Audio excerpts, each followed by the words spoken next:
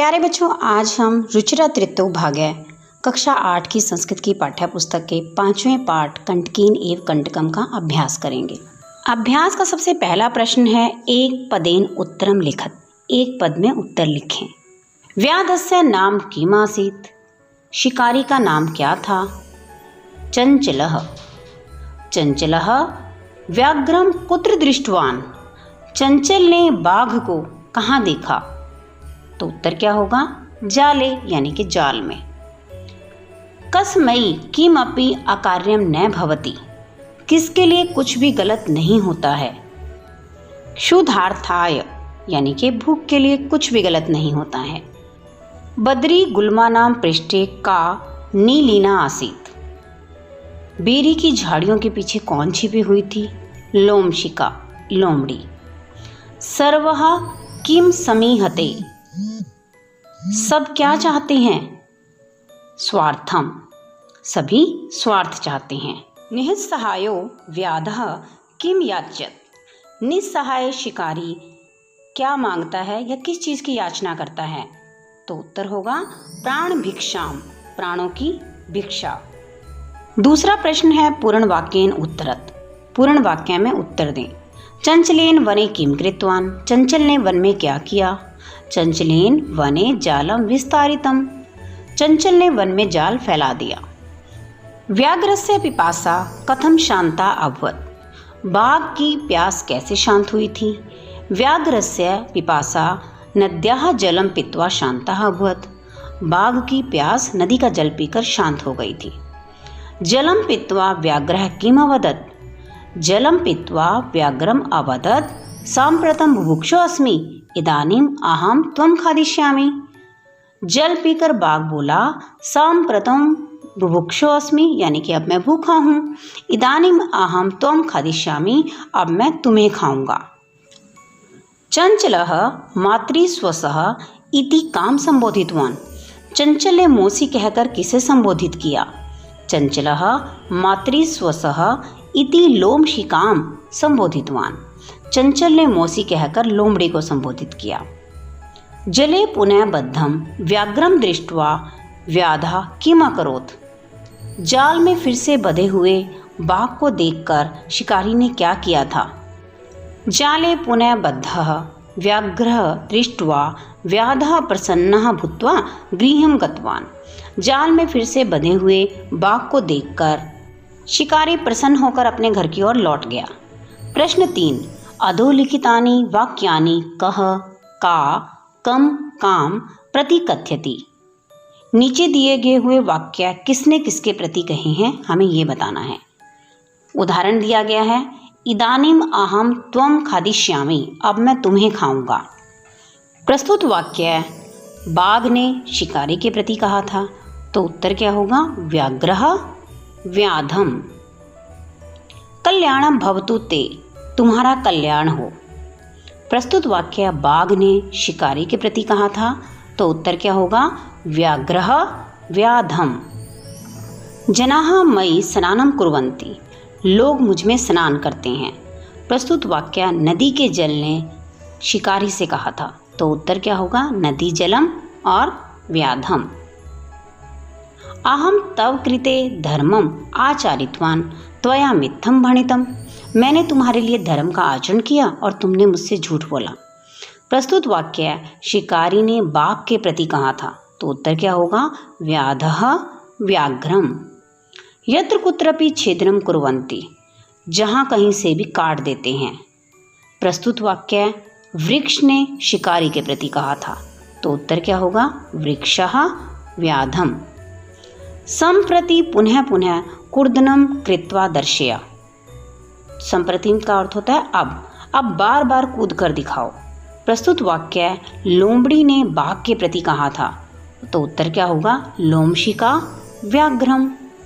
प्रश्न 4, रेखांकित पदाम अधृत्य प्रश्न निर्माणम। रेखांकित पदों को आधार बनाकर प्रश्न निर्माण करें। सबसे पहला वाक्य है, व्याधः व्याघ्रम जालात बहि निस्सार्यत। शिकारी ने बाघ को जाल से बाहर निकाला। और रेखांकित पद दिया गया है जालात।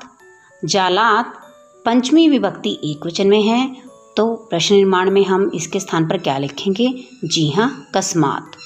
व्याधः व्याघ्रं कस्मात् बहिः निस्सारयत्। शिकारी ने बाघ को किससे बाहर निकाला? चंचलः वृक्षम उपगम्य अपृच्छत्। चंचल ने पेड़ के पास जाकर पूछा, और हमें रेखांकित पद दिया गया है वृक्षम। चंचलः कम उपगम्य अपृच्छत्। चंचल ने किसके पास जाकर पूछा? तो वृक्षम के स्थान पर क्या लिखेंगे? जी हाँ, कम।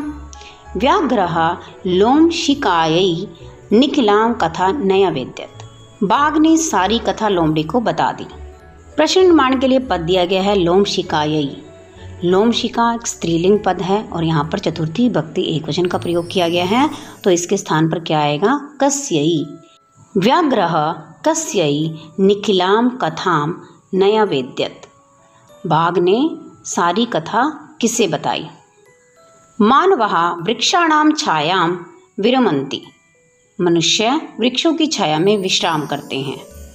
और पद दिया गया है प्रश्न निर्माण के लिए वृक्षाणाम, तो वृक्षाणाम के स्थान पर क्या आएगा? जी हाँ, केशाम।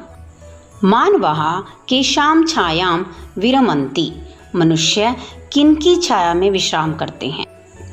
व्याघ्रः नद्याः जलेन व्याधस्य पिपासां शम्यत्। बाघ ने नदी के जल से शिकारी की प्यास बुझाई। अब आप ये सोच रहे होंगे कि मैं क्या बोल रही हूँ। जी हाँ, प्रस्तुत वाक्य में व्याघ्र के स्थान पर व्याध होना चाहिए था और व्याध के स्थान पर व्याघ्र होना चाहिए था, क्योंकि शिकारी ने बाघ की प्यास नदी के जल से बुझाई थी, ना कि बाघ ने शिकारी की प्यास नदी के जल से बुझाई थी। तो प्रस्तुत वाक्य में व्याघ्र के स्थान पर व्याध होना चाहिए था और व्याध के स्थान पर व्याघ्र होना चाहिए था।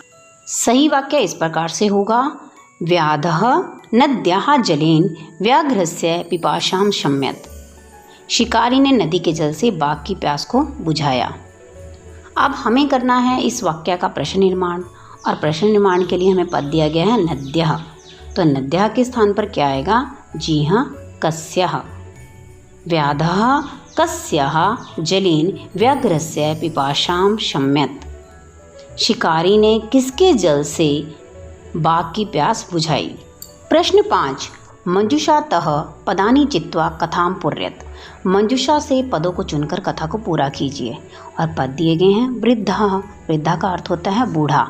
कृतवान करके, अकस्मात् अचानक, दृष्ट्वा देख करके, मोचितुम छुड़वाने के लिए, साट्टहासं जोर से हंसना, क्षुद्रः छोटा, तरहि तो सब किए, अपने, कर्तनं काटना। एकस्मिन् वने एकः वृद्धः व्याघ्रः आसीत्। एक वन में एक बूढ़ा बाघ था। सः एकदा, वह एक बार, व्याधेन विस्तारिते जाले बद्धा अभवत्। शिकारी के द्वारा फैलाए गए जाल में फंस गया। वह एक बार शिकारी के द्वारा फैलाए गए जाल में फंस गया। सः बहुप्रयासं कृतवान। सः यानी कि उसने बहुप्रयासं बहुत अधिक प्रयास कृतवान किया, किंतु जालात मुक्ता न अभवत्। किंतु जाल से मुक्त नहीं हो पाया।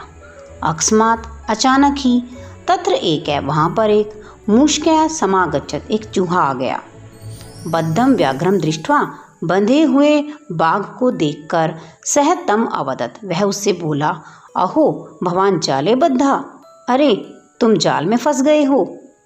अहम त्वं मोचितुम इच्छामि, मैं तुम्हें छुड़वाना चाहता हूँ। मोचितुम का अर्थ होता है मुक्त करवाना या छुड़वाना। तच्छ्रुत्वा, यह सुन करके, व्याघ्रः बाघ, साट्टहासं, जोर जोर से हंसते हुए, अवदत्, बोला, अरे तुम क्षुद्रः जीवा मम सहायं करिष्यसि। अरे तुम, क्षुद्र का अर्थ होता है छोटा, छोटे से प्राणी, जीव यानी कि प्राणी, मम सहायं करिष्यसि, तुम मेरी सहायता करोगे। यदि त्वं मां मोचिष्यसि तर्हि अहम त्वां न हनिष्यामि। अब बाघ कहता है, यदि तुम मां मोचिष्यति, मुझे छुड़वाते हो, तर्हि यानी कि तो, अहम त्वां न हनिष्यामि, मैं तुम्हें हानि नहीं पहुंचाऊंगा। मूषकः सब कियै लघुदन्तैः तज्जालस्य कर्तनं कृत्वा तं व्याघ्रं बहिकृतवान्। चूहे ने अपने छोटे छोटे दांतों से उस जाल को काट करके बाघ को बाहर निकाल दिया। प्रश्न 6, यथा निर्देशम उत्तरत, निर्देश के अनुसार उत्तर दें। सह लोम शिकायई सर्वाम कथाम नया वेद्यत, उसने लोमड़ी को सारी कथा बता दी। अस्मिन वाक्ये विशेषण पदम किम, इस वाक्य में विशेषण पद क्या है। प्रस्तुत वाक्य में कथा विशेष्य पद है और कथा का विशेषण पद क्या है, सर्वाम। तो हमारा उत्तर क्या होगा, जी हाँ, सर्वाम यानी कि सारी। अहम तव कृते धर्मम आचारितवान, अत्र अहम इति सर्वनाम पदम कस्मै प्रयुक्तम, मैंने तुम्हारे लिए धर्म का आचरण किया। यहाँ पर अहम सर्वनाम पद किसके लिए प्रयुक्त हुआ है, किसके लिए प्रयुक्त हुआ है, जी हाँ, व्याधाया या चंचलाया, शिकारी या चंचल के लिए अहम सर्वनाम पद का प्रयोग किया गया है। सर्वः स्वार्थम समीहते, सभी स्वार्थ चाहते हैं। अस्मिन वाक्ये कर्तृपदम किम, प्रस्तुत वाक्य में कर्ता पद बताना है हमें, और कर्ता पद क्या है, जी हाँ, सर्वः, सभी। सा सहसा चंचलम उपसृत्य कथयति, वाक्यात् एकम अव्ययम पदम चित्वा लिखत, वह अचानक चंचल के पास आकर कहती है। प्रस्तुत वाक्य में एक अव्यय पद है जिसे चुनकर हमें लिखना है, और वो अव्यय पद कौन सा है, जी हाँ, सहसा, अचानक। का वार्ता माम अपि विज्ञाप्य, क्या बात है मुझे भी बताओ। अस्मिन वाक्ये क्रियापदम किम, इस वाक्य में क्रियापद कौन सा है। क्रियापदस्य पदपरिचयम् अपि लिखत, और क्रियापद का पद परिचय भी लिखें। अस्मिन वाक्ये विज्ञाप्य क्रियापदम अस्ति, विज्ञाप्य क्रियापद है, पद परिचय है इसका, वि उपसर्ग है इसमें, ज्ञा धातु है, लोट लकार मध्यम पुरुष एक वचन का प्रयोग किया गया है। चलिए बढ़ते हैं प्रश्न 7 की ओर, जो कि इस पाठ के अभ्यास का अंतिम प्रश्न है। इस प्रश्न का भाग अ इस प्रकार से है, उदाहरणानुसारम रिक्त स्थानानि पूर्यत, उदाहरण का अनुसरण करते हुए रिक्त स्थानों की पूर्ति कीजिए। हमें उदाहरण में मातृ शब्द रूप दिया गया है प्रथमा विभक्ति। मातृ का अर्थ होता है माता, और मातृ एक ऋकारांत शब्द है और साथ ही साथ स्त्रीलिंग भी है।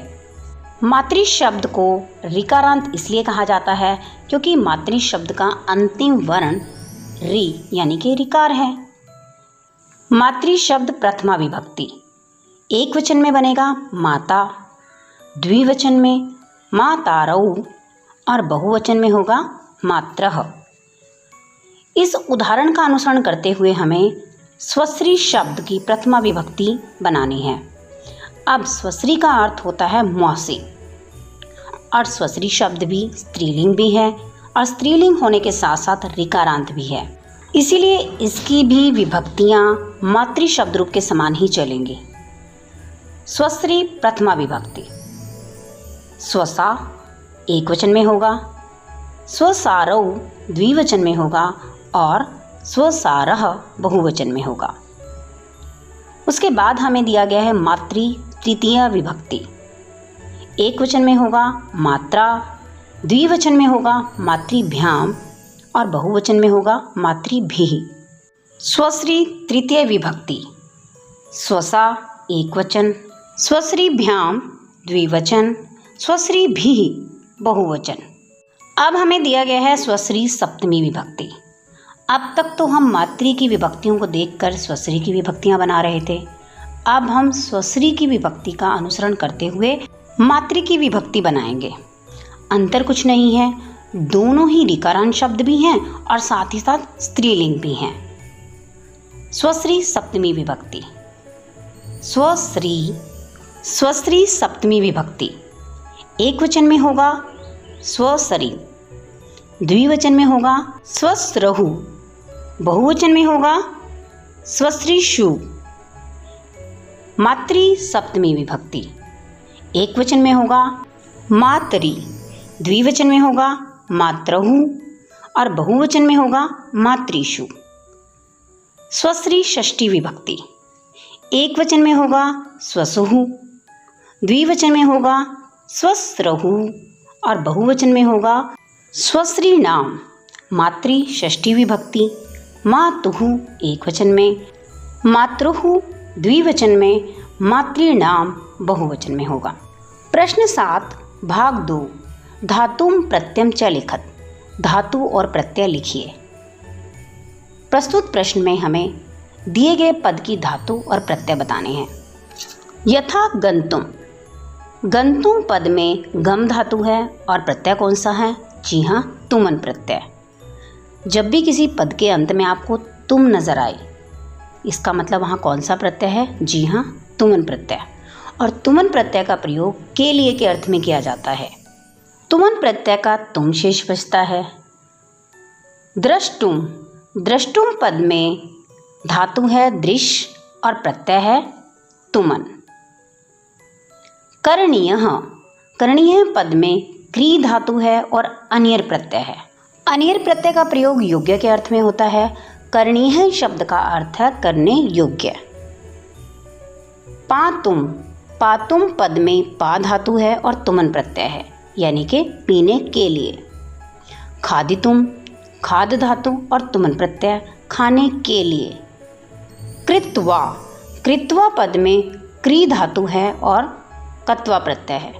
कत्वा प्रत्यय का प्रयोग करके के अर्थ में किया जाता है। कृत्वा का अर्थ है करके। कत्वा प्रत्यय का त्व शेष बचता है। तो बच्चों, ये था आपके पंचम पाठ का अभ्यास।